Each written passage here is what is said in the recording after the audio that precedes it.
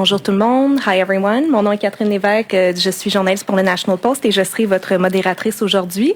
So today we have with us the Prime Minister, le très honorable Justin Trudeau. Nous avons aussi la vice-première ministre et ministre des Finances, Chrystia Freeland.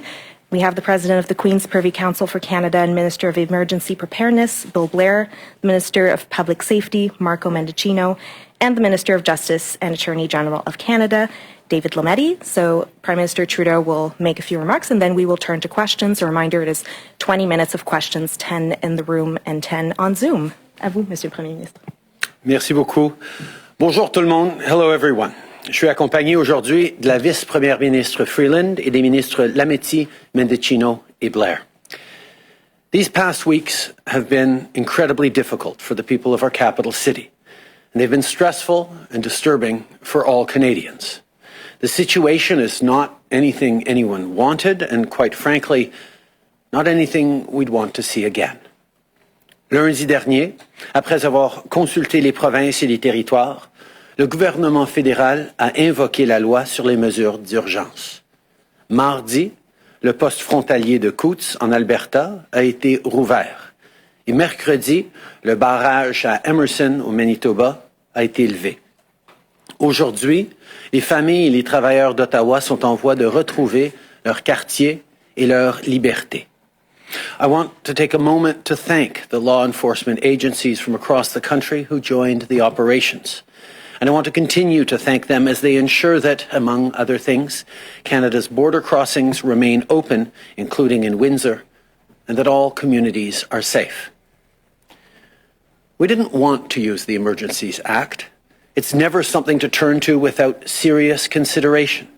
But after weeks of dangerous and unlawful activities, after weeks of people being harassed in their neighborhoods and small businesses forced to close, after billions of dollars were stalled in trade, putting people's jobs and livelihoods at risk, after the National War Memorial was desecrated, after evidence of increased ideologically motivated violent extremism activity across the country, after a flood of misinformation and disinformation washed over Canada, including from foreign sources, after these illegal blockades and occupations received disturbing amounts of foreign funding to destabilize Canada's democracy, it became clear that local and provincial authorities needed more tools to restore order and keep people safe.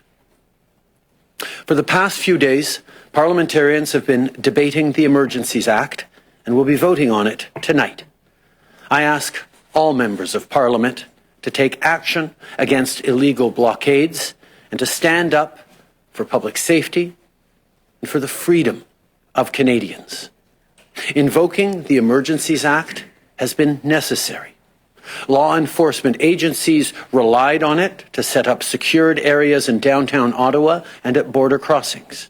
It prevented foreign money from continuing to fund illegal blockades, and it's making sure our borders remain open. It has been the responsible thing to do. We now have a choice to make as a society. We can choose to keep reliving these scenes that tear at the values that bind us as Canadians, or we can choose to remember who we are and the best vision of what Canada can be. What we've seen in these past weeks is not the story of this pandemic. The story of this pandemic is one of unity and solidarity. La pandémie, c'est l'histoire des travailleurs de la santé qui se présentent chaque jour au travail, peu importe leur fatigue et les difficultés qui les attendent. C'est l'histoire des camionneurs et des travailleurs de première ligne qui font tourner notre économie. C'est l'histoire des enfants et des aînés qui sont restés forts et résilients. On a vu les gens partout au pays travailler ensemble et s'adapter collectivement pour sauver des vies. On a les taux de vaccination parmi les plus élevés au monde. On a tous fait des sacrifices, et oui, ça a été difficile. 36 000 Canadiens ont été emportés par la COVID-19. C'était des grands-parents, des parents, des enfants, des amis et des voisins. Mais à travers tout ça, on était là, les uns pour les autres. Through this pain and heartbreak, Canadians answered the call because Canadians are good people. We're among the world leaders in vaccination and health outcomes, as well as in economic recovery and job creation. It took courage. It took resilience. But we did it together. And despite the many challenges that we faced, our democratic institutions remain strong. We don't always agree, and that's okay. In fact, it's not only healthy to have debates in a democracy, it's necessary. Our government will always defend freedom of expression and freedom of peaceful assembly. These values are at the core of our Charter of Rights and Freedoms. They're at the core of who we are as Canadians.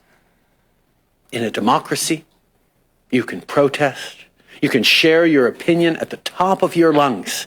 You can disagree with elected officials. You can certainly disagree with me. But you can't harass your fellow citizens who disagree with you. You can't hold a city hostage. You can't block a critical trade corridor and deprive people of their jobs. You can't attack journalists for reporting, which is essential to our democracy. What you can do is vote. What you can do is run for office. That's how change happens in a democracy.